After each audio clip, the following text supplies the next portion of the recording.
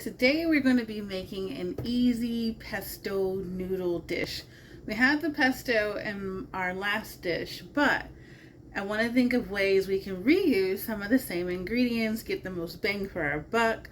So this meal will take less than 20 minutes. It's got noodles, it's got pesto, it's super easy because I don't like to spend a lot of time in the kitchen, but I want everything to taste good.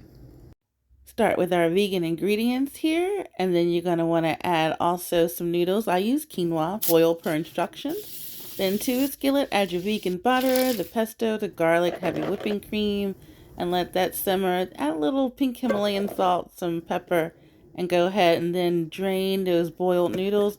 Add that to the mix.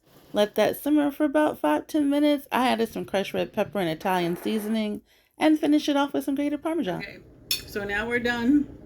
So let's try. This is so good.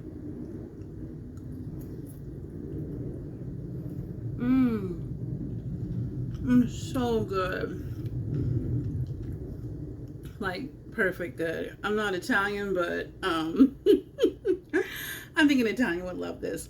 So it wasn't hard to make, pretty quick, not that expensive, good, under 20 minutes, and most of all, it's vegan.